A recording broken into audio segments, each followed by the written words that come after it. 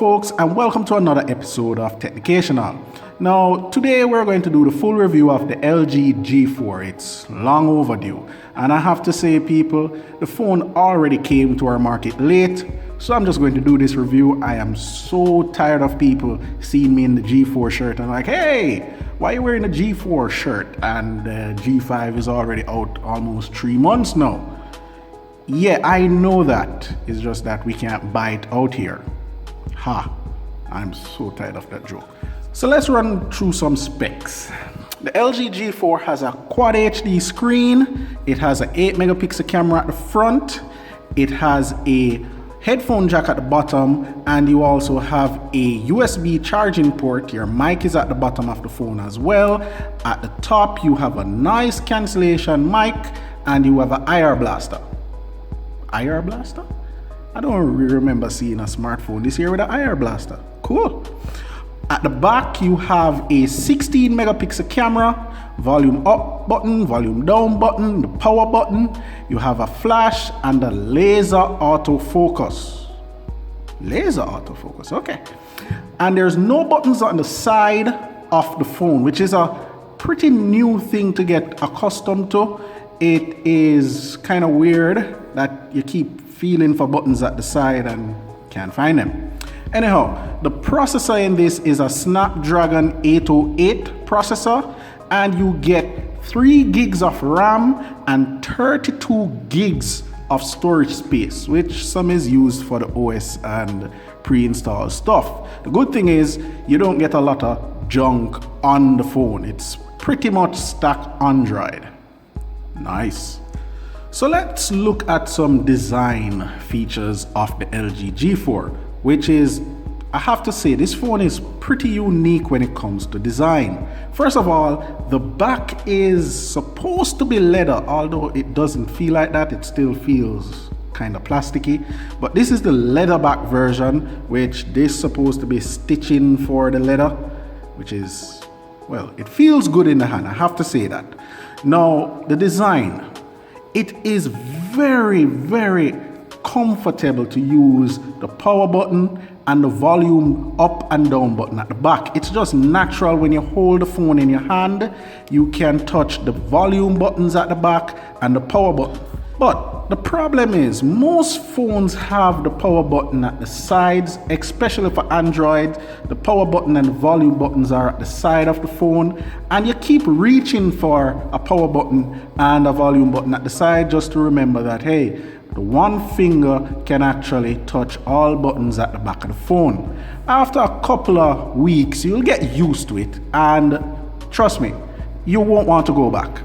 Another thing about the design of the LG G4 that I really do love is the fact that the phone is curved, concave in your hand, so it feels good when you hold it. It feels like, hey, it won't actually fall out your hand for any reason at all. And the screen itself is slightly curved as well. So when you're answering calls, making calls, or you just have the phone to your ears listening to somebody, it feels really comfortable. That is definitely a plus, because big phones, small phones, sometimes people up on the phone attack wallop long, your ears start sweat, and the upper part of the phone start hurting your ears. This, I can talk on this for days. A next design feature that is definitely going out the door, and I think LG is the only person that actually has a phone that has this design, is removable battery and having an SD card. Yes, the G4 has a removable battery. You can put in an SD card, and this is where your SIM card goes. Let's look at this. So your SIM card is here, and your SD card goes up here, and you have a pretty huge battery, which is 300 milliamp hour. So let's move on to some features that the G4 has. Now, first thing I have to say, the features are really good, but some of them are limited. You just wish they added more. For example, the multi-window function. where you can have 2 applications running at a time. The apps in this are very limited compared to like the Samsung dual window thing. You know, you can run your Gmail at the top and probably run a file manager at the bottom, and there you have 2 things working. Yes, if you have a 5.5 inch screen, of course, you want to use up the real estate of the phone. But you don't have a lot of application that you can do this with, sadly to say. So our next interesting feature is the Q slide feature on the G4.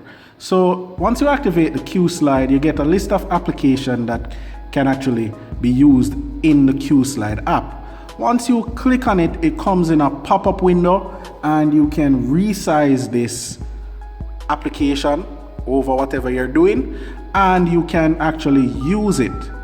But say for example you need to see what's in the background for a sec, you have a little slider that you can turn down the transparency and see what's in the background, and when you're ready to use the application that's on top of it, you just bring back up the transparency to full and you can use it again. So our next cool feature with the G4 is that you can buy a case, they call them the circle case, that has a little cutout at the front of the flap, and when you close it, you will get a clock icon at the front, and you can swipe and turn the clock icon to different applications that you can use through that little circle cutout. It's pretty nice when you don't want to use the whole entire phone, or you just need some quick information on the go, and it's pretty decent. You can dial, you can check your call log, and the clock really looks good.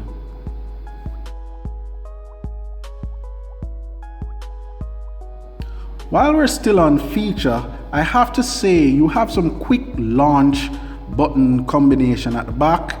If you double tap the volume up button, it launches a memo that you can quickly write, or you can click to type on it and save it immediately, and you're good to go.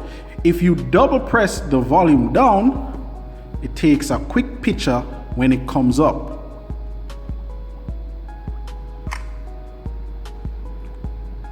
Emphasis in quotation, quick. Yeah, might be because the phone is almost 2 years old. It's not as quick as the phones on the market now. So the last feature we're going to look on for the G4 is knock code. Yes, how do I explain this now?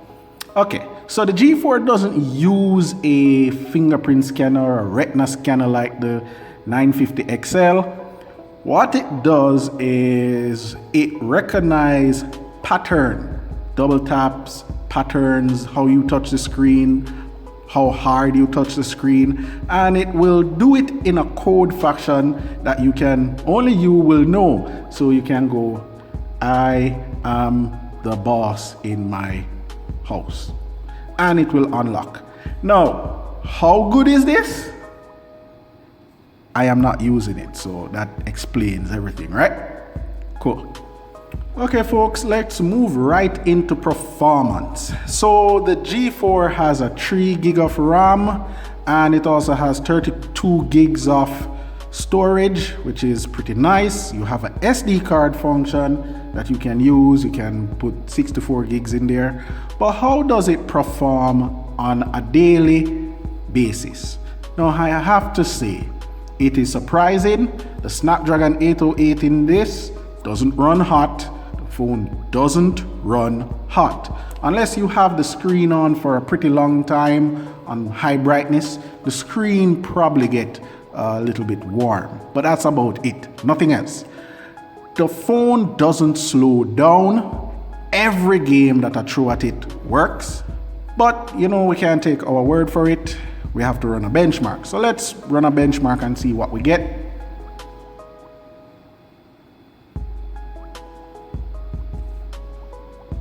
So Geek Benchmark 3 gives it a 978 single core score, and it gives it a 3112 multi-core score.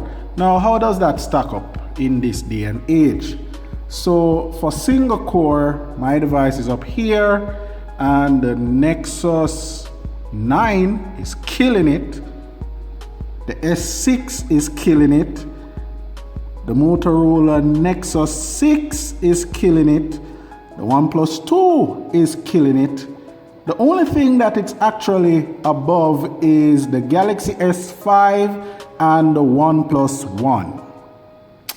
Yeah, but still, the phone runs perfectly. Let's look at multi-core. So at multi-core, it doesn't beat the S6 and it doesn't beat the OnePlus 2. It doesn't beat the Nexus 9, but it beats the Nexus 6. Whoop-de-doo. So you know, for performance we have to test again. What? Oh, you need to do the... Yo, I ain't with you, No, yo, give me the... Yo, listen. You what? Yo, Bridget, no. What the fuck? Yo, you see, for that, me a disconnect you from the internet. How kind of foolish... How Pokemon go reach on all the phone here? Bad man play Pokemon, you see. Sure. Okay, so back to reality. Hopefully this madman. What we are doing for this one? Anyway, you know what? Forget it. So to run, we need to run a game on this phone to show how it performs under pressure. So we're going to run CSR Racing 2. Now, somebody has asked how I got this a couple months ago. By that time it was region locked, but now it's free to everybody. Everybody can get it. So you just download it when you feel like.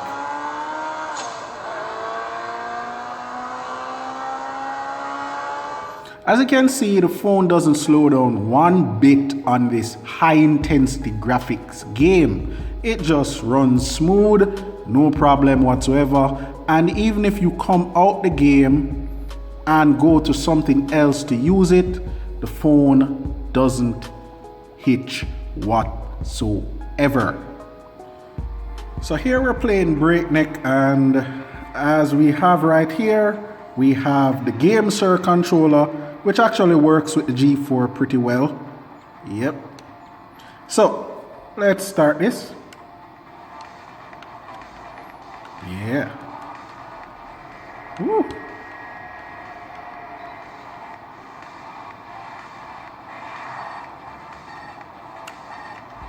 So folks, remember, the GameSir controller is being raffled on the channel. Just go to the giveaway and comment on it. And for the guy who said people only comment on giveaways, I have to say you're still my #1 subscriber. I definitely laughed. So people, remember, enter your comment to get your chance to win this. And if you want to check out more about the GameSir gamepad on Amazon or anything, just look in the comment section, in the description section, and you will see the link for the Amazon. So let's move on with the video. So let's move to the section that everybody wants to know, the camera quality. Now I have to say, 60 megapixel is a pretty decent amount of megapixels for a camera, and the front facing camera is 8 megapixel. Now I have no problem. As you can see, the photos in reasonable lighting and daylight are good. I don't have any problem with that. But what I do have a problem with is that in low light situation, it takes okay photos, but compared to phones coming out this year, trust me, it pales in comparison. But overall, the camera is pretty solid. That I really love. Now, in the camera function is something I really love, which is the manual mode. Now, in manual mode, I have to say, you get a whole lot of features at your disposal. It is ridiculous. You can control your white balance, the focal point, you get a histogram. It is just ridiculous. So people who really know what they're doing and know how to use a pro camera would really love this phone. And the focal point, playing around with the focal point and the shutter speed will give you some amazing photos. Wow. So we're on the final thoughts of the LG G4. Now keep in mind people, this phone is not the flagship for LG this year. It's actually the G5. So for a phone that is actually 1 year old, I have to say it is not top in a class, but it's pretty solid still, with a removable battery, SD card, and camera quality that you can rely on depending on the lighting. It is pretty much solid. It still has its appeal, and I wouldn't tell anybody to avoid it. It's pretty good. And not to mention the little features that most phones don't have this year. You get your radio, you get your IR blaster, you get your removable battery, and your SD card. And trust me, IR blasters are still something I enjoy. Quick remote, you can play with people and turn off their programs. Watch this.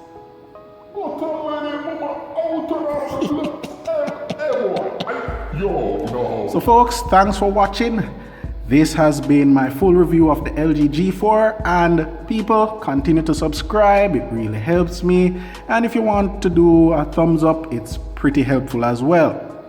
Thanks guys, and until next time, peace. Yo, fish, No man, me no star, you know, see me there in a camera. Hey, beat your backside, you know, yo.